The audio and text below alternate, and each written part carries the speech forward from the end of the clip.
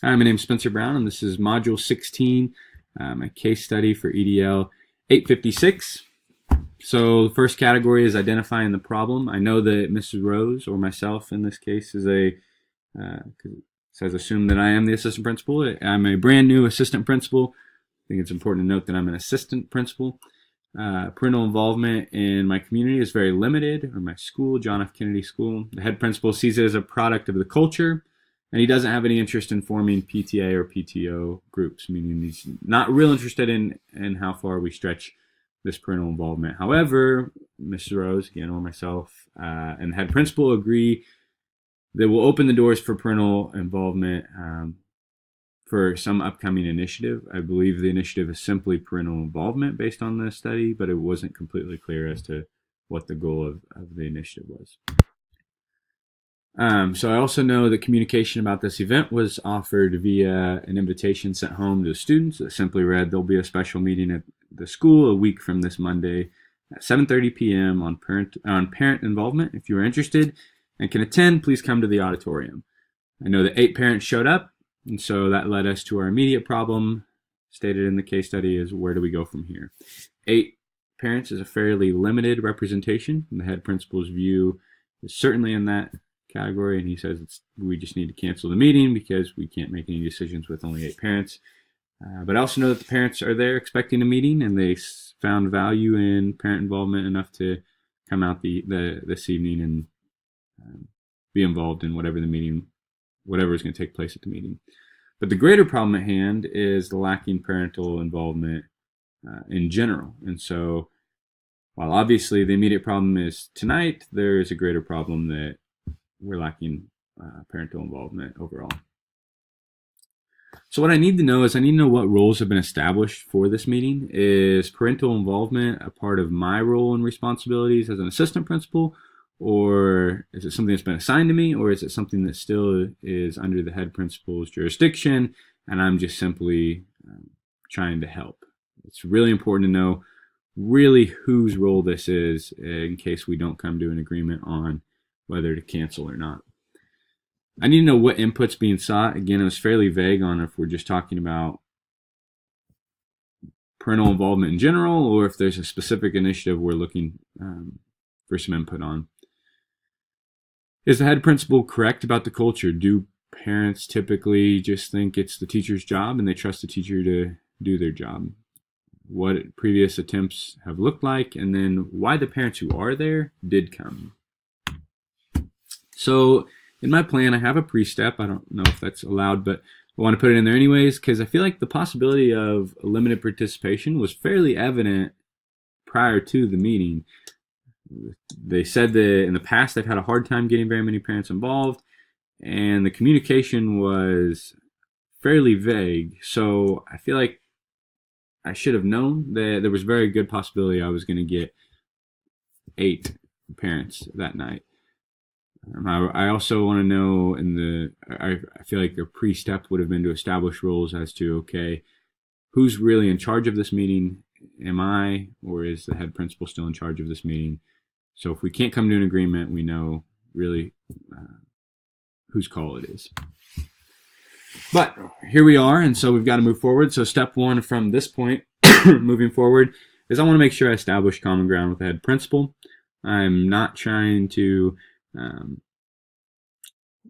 infringe on our working relationship at all, and I think that a chain of command is pretty important, and so I want to make sure that I create common ground with my head principal and we move forward in a unified voice. So I would offer 2 alternatives because I understand his concern about only 8 parents, and he's right about not making too big of decisions, which I'll talk about later.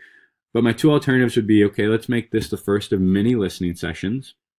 And then my second alternative would be, let's just ask the parents about parental involvement in general and what they value and what they think other parents value. So if I was to move forward with the first plan and say, okay, this is going to be the first of many listening sessions, I go ahead and continue with the meeting. I would not make any significant decisions. So if the role of this meeting was to establish that parent advisory committee or group, I'm not establishing that tonight. There's not a good enough sample size to really feel good about how I'm establishing that. I need to make sure that I have two-way communication that night to make sure they understand this is going to be the first of many sessions, and I want to hear from them on how I can get more in at the next session. And I want to make sure throughout the meeting I make the parents feel very valued and they understand the gratefulness of the school for them to come out and spend the evening with us. If I go the second route and I say, okay, there's not necessarily a specific initiative I'm searching for here, I just need to know the value. I need to know more about parental involvement. Then I just need to talk to them and ask them about the value of parental involvement from their perspective. Ask them what they believe their role is in their child's education, because based on that, then I can help create events that really have value for them, and ones that will draw them in because they see it as an opportunity to improve their practice and their role of their child's education. I would be really interested to hear what they think on why the crowd was so small. Why were there only them that came? Why did not more parents participate? And then I would make sure again that their input was very valued, and I would really, in this situation, I'd really just be asking a lot of questions and trying to gather a lot of information. And then in my first one, again, if this is the first of many listening sessions, I'm taking their input and I'm planning the next listening session. So I'm documenting and saving the input provided. I'm also understanding what sample size I had to make sure that I'm noting that. Did I have parents with an axe to grind, or did I have parents who are typically involved in everything? So if I want to get a wide variety of perspectives, I need to make sure I know kind of what group found value in what way. I would leverage expertise of how to get more involvement, planning the next session. So whatever input they gave me, I need to utilize getting prepared for the next session. My next session would definitely involve more direct communication, whether that's phone calls, newsletters, home visits. So there's got to be a better way, probably, of letting parents know about this meeting than just sending home a 2-sentence letter that's fairly vague. And then lastly, I would really promote the value of the meeting and the next opportunity. So I'd blow it out on social media, my gratefulness for these parents and their willingness to come in, and also show, okay, others are going to have opportunities for this. Maybe take a picture of the group so they understand how valued they were, but then also the greater community understands how valued this session was. The same would be true in the second one. So you see my last point there again is making sure that we promote the school's gratefulness and value of the meeting on social media or anywhere we possibly can. But in this situation where we're just getting information about how do we make parental involvement better, I'm establishing an action plan based on the perceptions of those parents present. I'm aligning the goals of the school to the perceptions of the parents. Sometimes we have lots of actions, but we don't always think about whether those actions are directly in line with what we're trying to address. And so we need to keep it in line with the perceptions of parents, while also keeping in mind that this is a limited sample size. And so this is not all my parents' opinions, but this is a place to start. So during this, I was really thinking that I'm a new assistant principal and I need to be very cautious about how I move forward. Chain of command is important to me, and I don't want to get on the wrong foot or in a poor working relationship with my head principal. So I really needed to understand more about the roles and responsibilities of my duties as an assistant principal. I was thinking a lot about how parental involvement is research-based, and I'm not sure why we're so quick to kind of say, well, it's the way of the community and it just is what it is. It's a place where we're really missing the opportunity to improve students' academic performance and social well-being as well. I was also thinking about, is this based on apathy or is it community normality, comfort? What is kind of the root issue going on? I was feeling worried about the repercussions of a false start. If maybe I rolled this meeting out too quickly without enough planning, and my head principal is no longer going to be interested in addressing this, or at least not for a while. I worried about a loss of trust if I canceled the meeting, because here's the parents who came and now a meeting didn't happen. I worried about coming to a unified decision with my head principal. That was probably my biggest concern in this.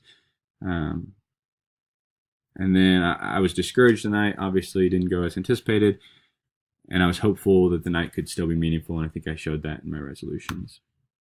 I was placing value in educating parents that would maybe lead to involvement and empowerment. So regardless of what the root of the issue is, I want to educate parents that we value their opinion and that we understand that it is a research-based thing to do. I was definitely valuing the appropriate chain of command. That was probably the thing that was making me feel most uncomfortable through this whole piece, because that's just a really important aspect of a healthy functioning school, is everyone understanding their roles and responsibilities. And so the last part was I was definitely valuing the parents feeling appreciated that night. Unresolved concerns, again, chain of command.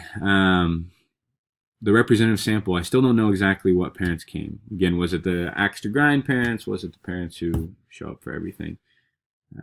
Who actually knows that this meeting is happening? I just sent home a 2-sentence invitation with students, and it was still pretty vague. A week from this coming Monday, what if my student doesn't give it to them until Friday? Like, do they even know what Monday the meeting is? So I don't really know who even knows that this meeting is happening. So that's definitely an unresolved concern for me.